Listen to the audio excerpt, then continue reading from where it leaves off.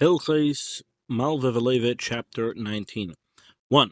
When a court attaches the property of a borrower to expropriate it, they should expropriate only land of intermediate quality for a lender. According to the scriptural law, creditors should receive only the property of inferior quality, as implied by Deuteronomy. Shall stand outside, and the person who owes you money shall bring the security out to you.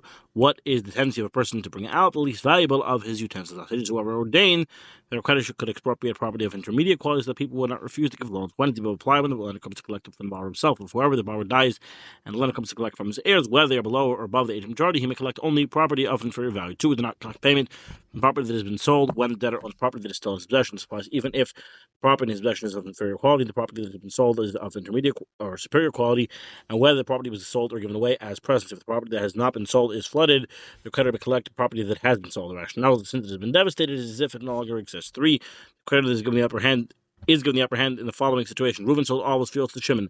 Shimon sold one of the fields to Levi. If one of Reuven's creditors comes to expropriate money in payment for his debt, he may expropriate property from either Shimon or Levi. When to apply when Levi purchased property of intermediate value. If whoever he purchased property that was of superior or inferior value, the creditor cannot expropriate property from Levi, for Levi will tell him, I purposely took the trouble of purchasing the field that you have no right to expropriate, so that you will not have a claim against me. Similarly, if Levi purchases a field of intermediate worth and left Shimon a field of intermediate worth similar to the one of intermediate worth that he expropriated, the creditor cannot expropriate the field from Levi, for he will tell the creditor, I left your property to expropriate his payment for your debt. 4. We have already explained the payment for damages should have been expropriated from property of superior value. A lender should expropriate property of intermediate value. And the money due by a woman by virtue of should be expropriated from property of inferior value. When a person owns only property of superior value and a property of inferior value, damage should be expropriated from the property of superior value, and the lender and the woman collecting money due by virtue of should be expropriated from the property of inferior value. He only owns property of superior value and property of intermediate value. Damage should be expropriated from the property of superior value. The lender and the woman collecting money due by virtue of should expropriate the property of intermediate value. If he owns only property of inferior value and property of intermediate value, damage to payment of a loan should be expropriated from the property of intermediate value. And the woman collecting money for due by virtue of shall expropriate money. Expropriate the property of inferior value. 5. When a person owns 3 fields and he sells them to 3 people at the same time, they all take the place of the previous owner. Thus, payment of the damages should be expropriated from the property of superior value. The lender should expropriate property of intermediate value, and money due one by virtue of should be expropriated from the property of inferior value. If he sold them one after the other, they should all expropriate their due from the last purchaser. If the worth of that property was not sufficient, they expropriate from the property purchased before it. If the worth of that property was not sufficient, they should expropriate from the property purchased first. This applies even if the last purchaser acquired the property of inferior quality. For the purchaser who preceded him can tell the person who seeks to expropriate property, I left your property from which you can collect your debt. 6. When the debtor sells all his properties to one person, one after the other, that person takes the place of the original owner. When does he apply? When he purchases the property of superior quality, last. Whenever he purchases the property of inferior quality, last. All the creditors must collect their due from that property. For when a person comes to expropriate property, the purchaser will tell him, I left your property from which you can collect your debt. Why did the purchaser not tell this to the person who expropriated the property when he purchased the property of superior value first? And thus, the woman collecting money due by virtue of ksuba, and the lender would also expropriate the property due from their property of the superior value, because this possibility is an ordinance instituted for the sake of the purchaser, and he will tell them, I cannot accept this ordinance. Instead, each type of creditor should collect from the property fit for him. 7. Similarly, the following laws apply when the debtor sold all his properties to one person, one after the other, selling him the property of superior value last, and that purchaser sold the property of inferior value and intermediate value to a third party and retained all the property of superior value for himself. All debtors collect their due from the property of superior value, for the purchaser does not have any property from the original debtor to divert them. 2.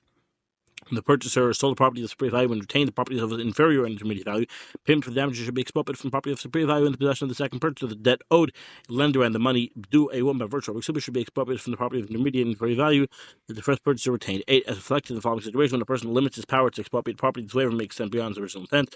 One person borrowed money from a colleague after the borrower sold his property to 2 people, each person purchasing a portion for himself, one after the other. The creditor wrote to the second purchaser, pledging that he would not expropriate the property as payment for the debt, and affirmed his commitment with a kinnu, such as rule that he is not able to expropriate the property he sold to the first purchaser. For that purchaser will say to the creditor, I left the opportunity of collecting money owed you from the debtor by expropriating the property that the second purchaser bought after I did.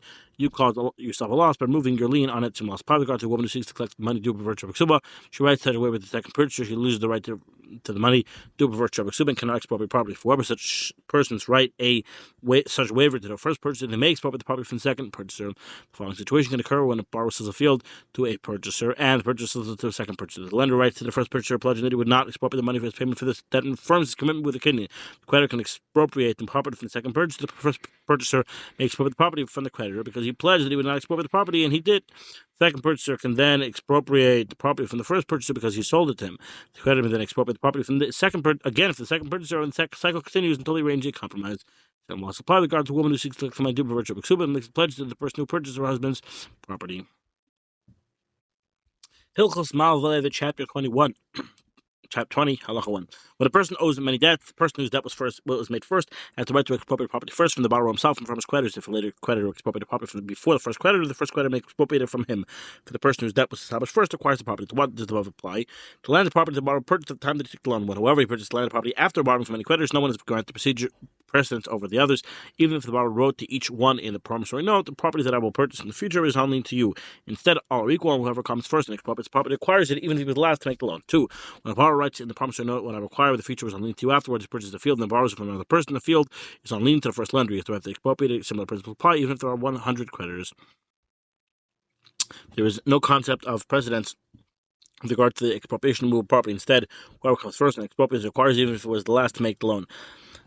If another person comes to seize possession of movable property belonging to this debtor in order to acquire the property on behalf of one of the creditors, that person does not acquire the property. The rationale is the person who seizes property on behalf of a creditor in a situation where a loss is caused to another person does not acquire it. If whoever seizing it would not cause loss to other people, he does acquire for him. Similarly, if a borrower tells him acquire the article on behalf of so-and-so, he acquires it for him. None of the other creditors can expropriate this movable property because another person has already acquired it. 3.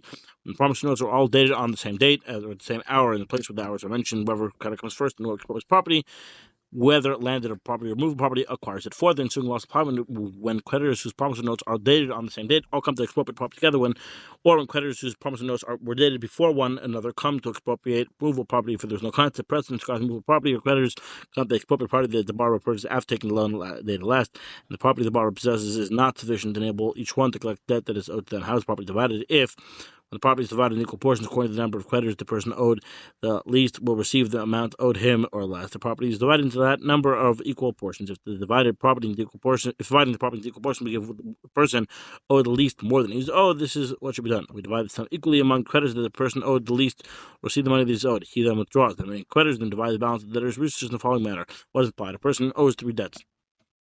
1 of a money, 1 for 200, and 1 for 300. If all the resources that are total 300, so they divide 100 each. Similarly, if the resources are less than 300, they should be divided equally among the 3. If its resource days total more than 300 days, 300 should be divided equally, and then the person owed 100 should withdraw.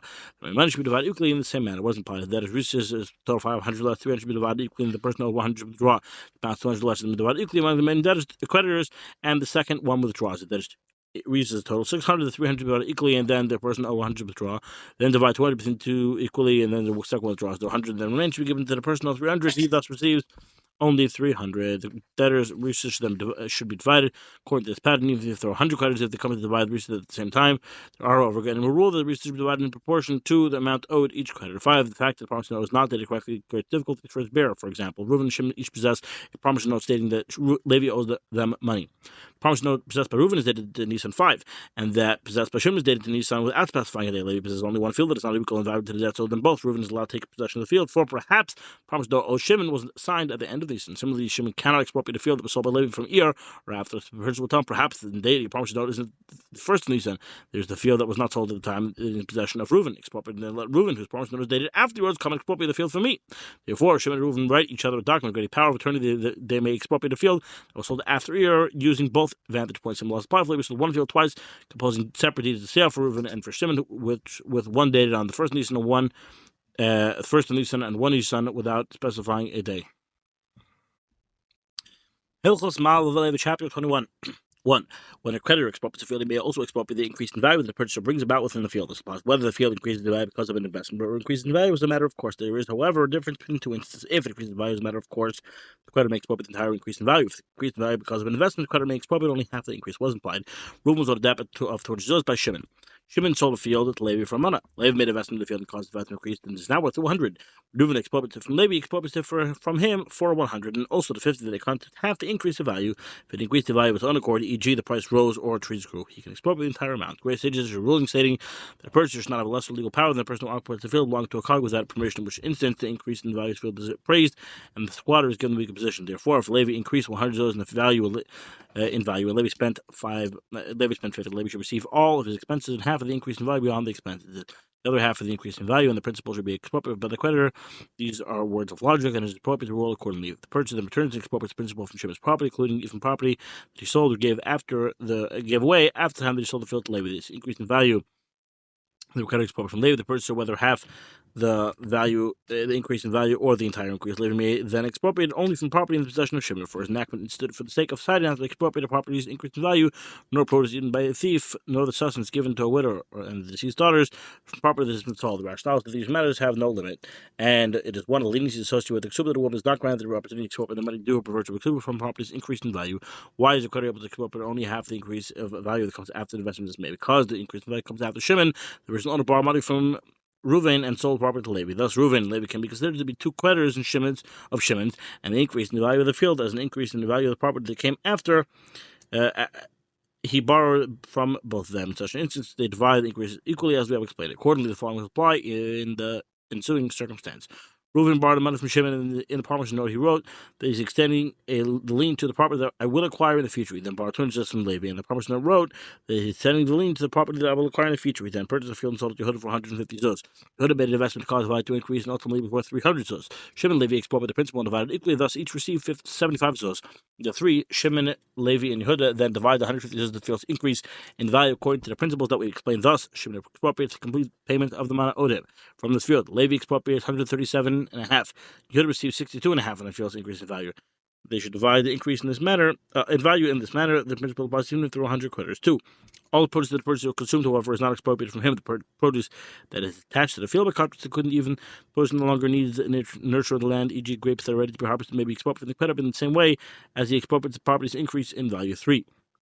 When the recipient of a present invests in it and causes its value to increase, the creditor may not expropriate any of its increased value. Instead, we evaluate where the time the present was given and allow him to expropriate that amount. If, however, its increased value is the matter of course, an increased investment matter of course, the creditor may expropriate the entire field. If the person given the present accepts the responsibility for it, the creditor may expropriate the increase in value from this field, just as he would if it were in the possession of a purchaser.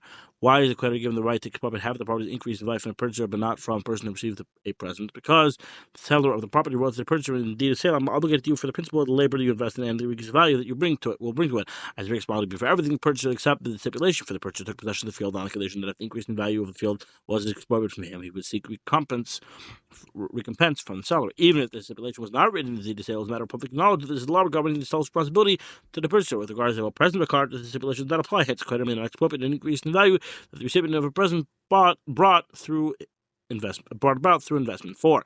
Similarly, if orphans who inherited his estate increase its value, a creditor of the father may not expropriate any of its increase in value. If however the property increases in value as a matter of course, he may expropriate the entire increase. 5.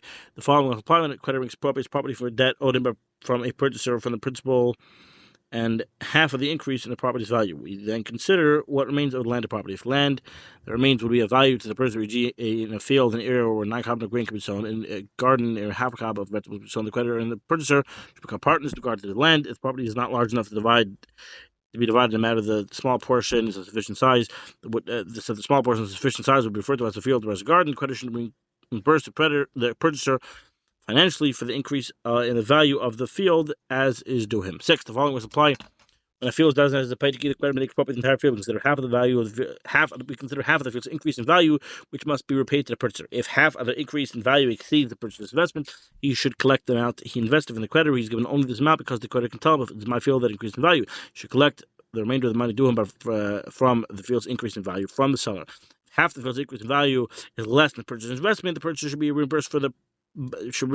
by the person who expropriated the field for only half of the field's increase in value. He then collects from the seller the other half of the field's increase in value. 7. When the creditor comes to expropriate property from heirs, the heirs claim we caused the value of the property to increase. But the creditor claims perhaps it was your father who caused the property to increase value. The burden puts on the heirs. If the heirs bring proof they increased the value of the property, we evaluate the increase in their expenses. They receive the lesser of the two, and they are given this amount in money. When does the above apply? If the field was designated as a petty, if whoever was not designated as a petty, if the heirs desire, they have the right to pay the creditor that he's owed and absolve his claim. If they desire, they may take a share of land that is equivalent to the value of the increase they brought to the value of the property.